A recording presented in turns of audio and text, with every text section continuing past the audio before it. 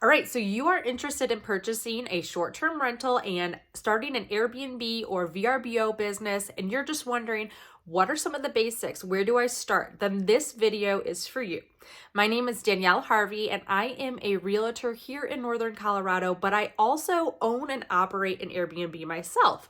So I would love to give you the basic rundown about what I took into consideration when I purchased my Airbnb that I've had successfully for 5 years now. So let's jump into it. Let's start with, kind of the basics knowledge that you should really consider before you even engage a realtor or talk to a lender, and things like that. So come along.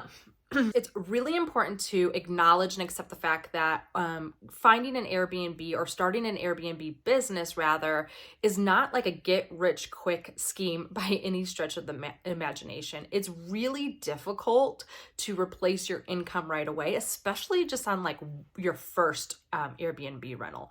So you really need to think about it as this is either some supplemental income or a place I can enjoy myself but also rent out and either eliminate my contribution that I need to for the HOA or the mortgage payment and, really have help paying that, or just really focusing on there's an end game here, and in X amount of years, I'm going to have this much equity that I can cash out on and maybe perhaps buy another one and grow your business slowly. So this is not a quick game, and anybody that tells you that it is lying to you, to be honest with you. And in order to make sure that it actually makes sense, that you're not going to be in the red every single month, you really need to do your homework. So I'm going to talk you through just exactly how I looked at it when I was purchasing my Airbnb, to decide whether or not it was actually worth it, because not every single place is going to be worth it. It's even in those really hot, you're like, this is really close to this football field or this ski resort or whatever. It doesn't always make sense for a positive cash flow or even just breaking even. So just really make sure you are approaching this in a very methodical, logistical way. So the first thing that you're really going to need to do is just to make sure that it makes financial sense. So let's talk through that piece first. Now, perhaps this is very obvious, but you have to make sure that it makes financial sense. And I'm not saying that you have the ability to pay cash on an Airbnb. If you do, that's great. And you're probably way ahead of what this video is offering today. But what you really should consider is, what cash do I have liquid? And what are my debts and what is my income? Not only is that important for a loan application and being qualified for a mortgage for an Airbnb rental, it's just important to understand that you are going to need to have some cash, liquid cash, to access for setting up your Airbnb, paying for photography, maybe doing a little bit of renovations, buying furniture and supplies and things like that. There's a lot of upfront cost. In some of the hot markets, and we'll talk about this a little bit later when we talk about choosing an Airbnb market, but sometimes they're sold with everything in it. And that's how I purchased mine. But not every place allows that. And, sometimes lenders get really kind of concerned about that as well.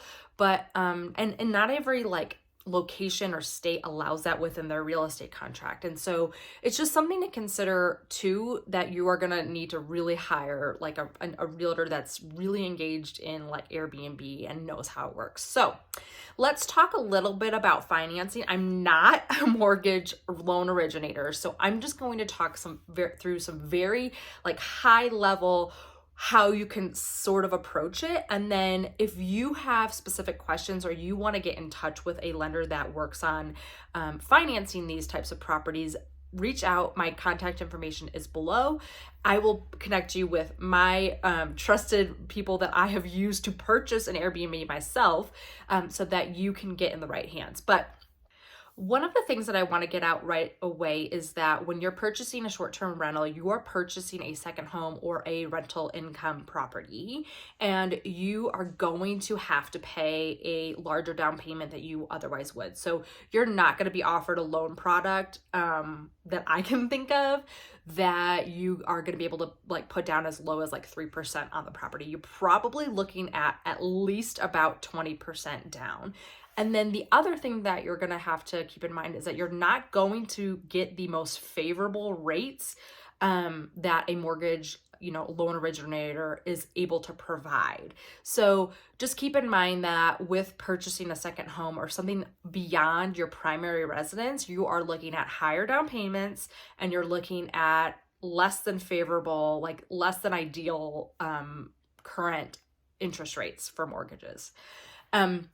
So just keep that in mind. You can do like the conventional route. There's like ways to do VA, and all of that is like way above my head. So you're really going to need to talk with a lender about how that looks, but just keep in mind that. And then the other thing that people will do is either pull out equity from their current primary residence if they've got one, and take that and purchase, take out that equity and use that as their down payment for that. And that also, that has to make sense for your DTI and things like that.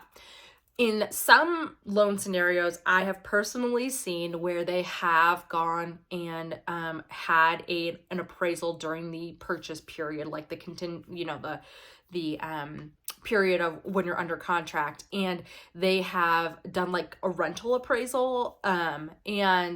But it's important to keep in mind that they are going to look at it as rental income for like a long-term renter, which tends to be quite a bit less than adding up like 30 days of a nightly fee through Airbnb. So just keep in mind, like if you could potentially make $3,000 a month on a short-term rental condo, that appraiser is probably going to be looking at, okay, but if this is like a long-term rental that signed a 12-month lease, they would only be paying like $1,800 or, something like that. So I'm just using those as examples, but just keep in mind that they're probably not going to be able to use all of your Airbnb income because it's all theoretical at this point.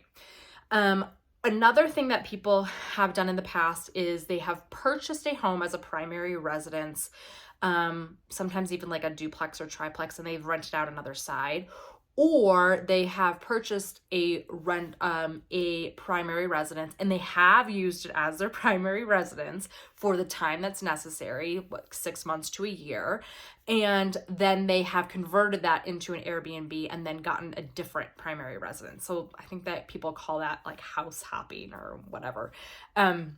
So there are loan options out there, and the only way that you're really going to be able to understand if it makes sense for you and you're able to take that debt on from a lender's perspective is to talk to a lender or a loan originator. And in this scenario, I would probably just say my first call would be to a mortgage broker who has lots of lenders out there that they work with and can shop around for you and figure out something that makes sense. So that's my big piece of advice on the lending side. And that's pretty much all I'm going to tell you about it, because I really, like I said, I am not a mortgage loan originator, and I just want to be able to provide you how how we financed it, and how I've seen clients in the past finance it. So just keep that in mind.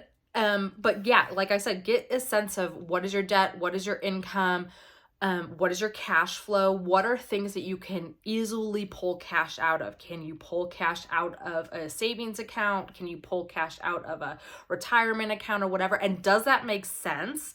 Are you gonna be penalized to a point that it just like really doesn't make sense financially? Then maybe perhaps don't do it. But just get that baseline understanding before you move forward and waste your time.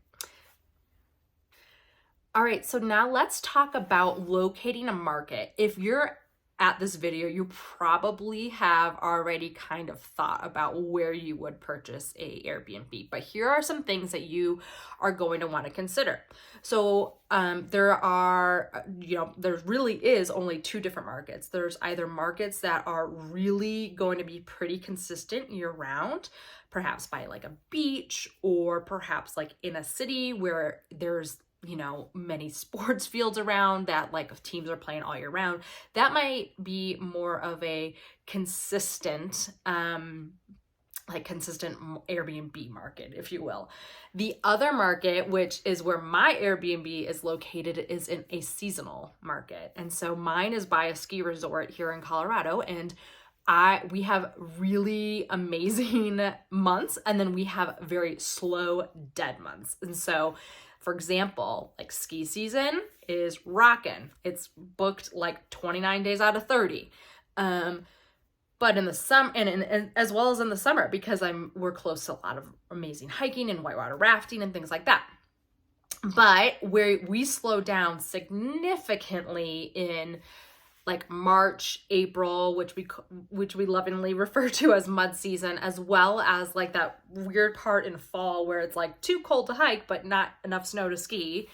And so you're just going to want to make sure that you understand the market, so that when you're doing research, you're not pulling data like in a seasonal market from like a hot market thinking you're gonna make this much month all year round, because you're gonna have slow periods in a seasonal market.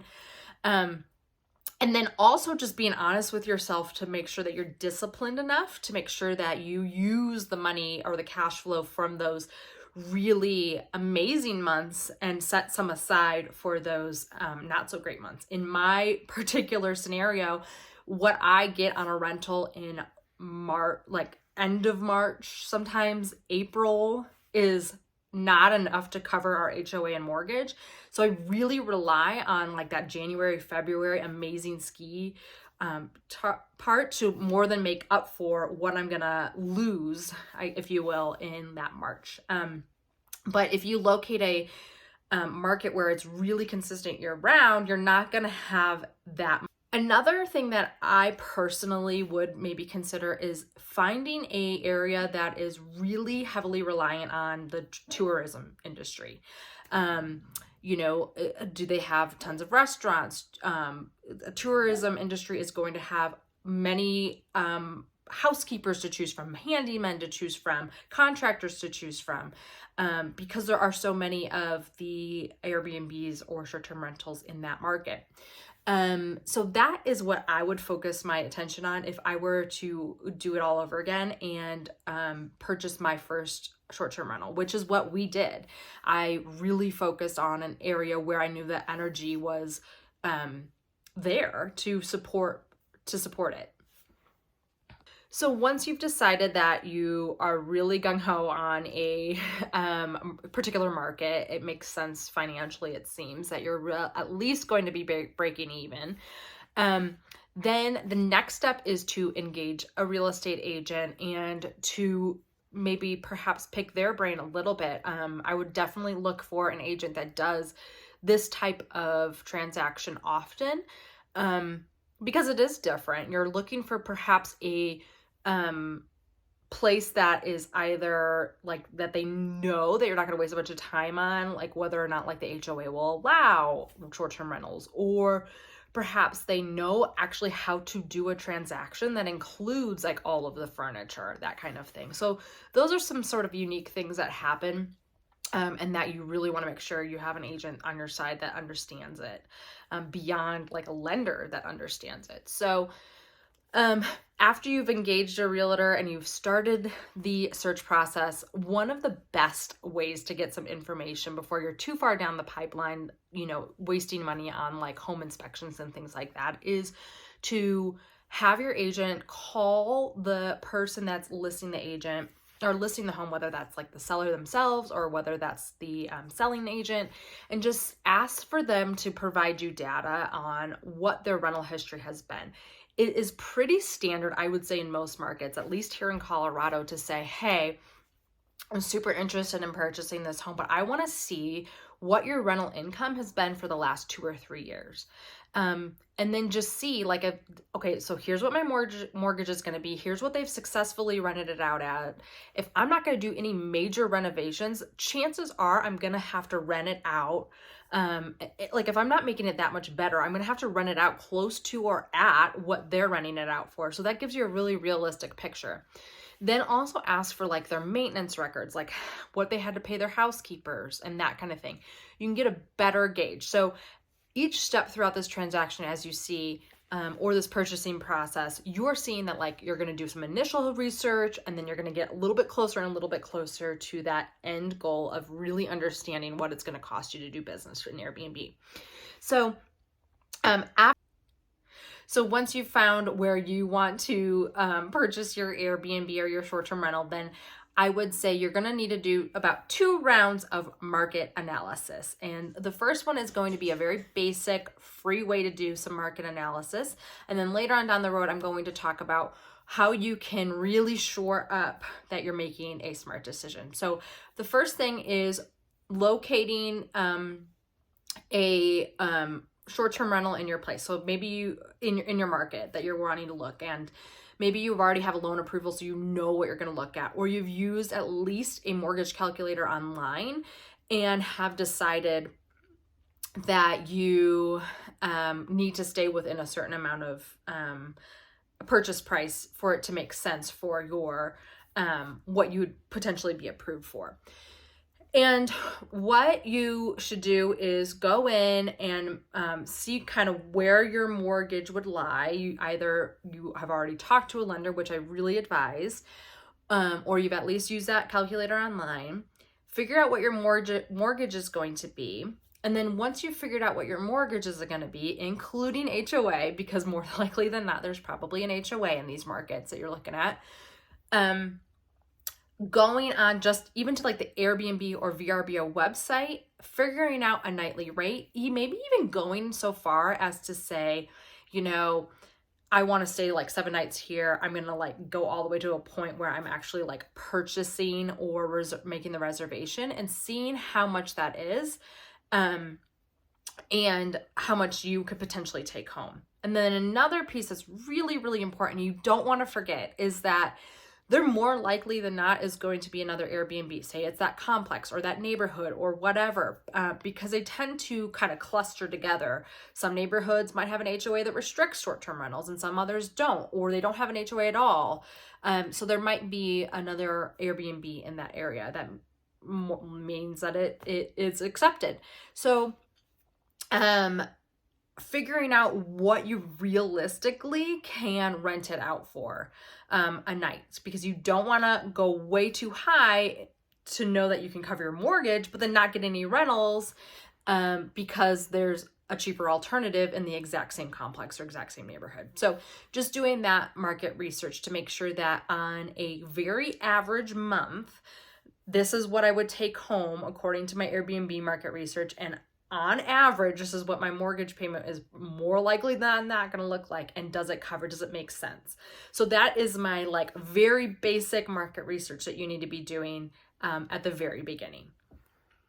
Another way to do some initial free market research is to look at the county or state regulations that your area has on short-term rentals.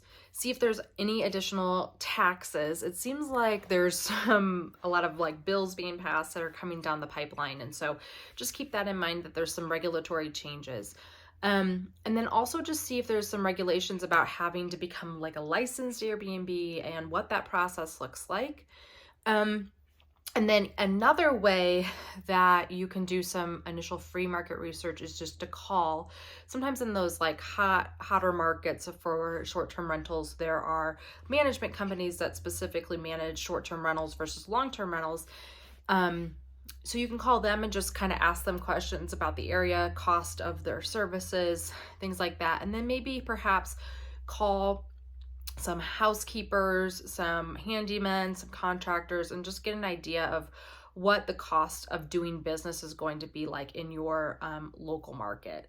So those are some additional ways that I did some market research myself. I found that I had the capacity and the time to spend on managing the Airbnb myself and hiring people that I knew, I liked, and I trusted up near where my Airbnb is, and was able to really count on them when I needed to. It's I live 2 hours away, so I needed somebody that could get there in a pinch, that I knew and trusted and would do the job and do it well. And so I decided just to hire it out myself, but I managed the actual like day-to-day taking reservations and all that on my own. That just seemed like the best route when I did all the pros and cons of like the cost, the time cost, and that kind of thing. So do a very thorough market research when you decide on something, but up front, you're going to want to at least do a little bit of initial market research just to see, okay, does it make sense? If it does make sense after that like initial like free market research that we just kind of walked through, then move on to the next step. So let's talk about that now. So one of the last pieces of some market research that you can do, and I would do this last because it is a paid website that you're going to have to join. I would, after you've kind of done that initial calculation about, what my mortgage is going to be, what I could realistically rent it out for, looking at maybe perhaps some data from the seller if they had it as a rental, what they've charged guests and what they've realistically taken home, then I would join a website, for example, airdna.co.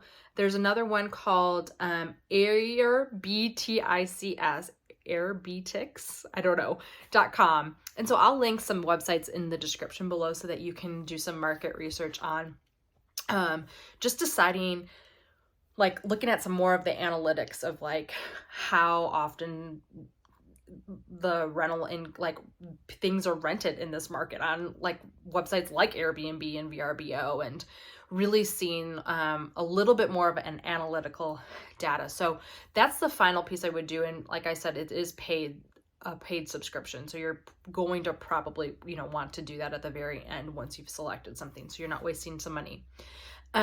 So just to recap a little bit, we've talked a little bit about how you go about lending and purchasing a Airbnb from the financial point of view, and then also how to choose a market. And then we've touched on some analytical things that you can do to make sure that you are making a right decision. And just to be really, really clear, there is going to be no website that you can join, or nobody is going to be able to tell you for sure you are going to make money doing this. That is just not something that's going to happen. There is some risk involved, but you can take a calculated risk and decide, through these channels that we kind of just talked through, whether or not it's worth it to pursue. And again, the goal is not to get rich quick. It is to get some equity built under your belt, not be in the red every month after month, and kind of going back to the square one and purchasing an additional property and things like that. When you are like listening to other people that have done the Airbnb thing, you have to really keep in mind that they might have like 5, 6, 7 or so. Realistically, people that have only one Airbnb or even 2 are not doing it full time. They still are doing a full-time job. And that's certainly what I'm doing. I am not in a position where I am able to collect money on top of it. My goal, and it all comes down to goal, my goal has always been that I want to have a place up in the mountains that I can go to and ski and hike in the summer, and then and not have to pay this huge mortgage all on my own, have that offset by vacationers that are especially going during the week or on some weekends that I can't go. And so it's really, for me, my goal is to offset it. So I have a little bit of a less risk than being like, I am never going to stay here and I need to make money. So I just want to encourage you to like and subscribe to my channel. I do plan to do a little bit of a series on this moving forward of my Airbnb journey. So subscribe. I would love to walk you through kind of what it looked like for me. I'm even willing to like pull up my profile and things like that to show you guys how to make that right decision. And then finally, if you are in Colorado and you're considering purchasing an Airbnb, I would love to handhold you through this process. I have helped clients in the past, set up the profile, do it right, locate photographers and videographers, people that are really going to be able to showcase it in the best light on the Airbnb website or VRBO. And And if you're not in Colorado, but you're in a different market, I would love to connect you with a real estate agent that is in that market. So please reach out either way, whether you're in Colorado or not. I would love to help you out. My phone number is listed below. It's in the description. Contact me. No question is silly. I really want to be a resource for you guys when you take this next step and purchase a short-term rental. So thanks for joining me today, guys. I really appreciate it.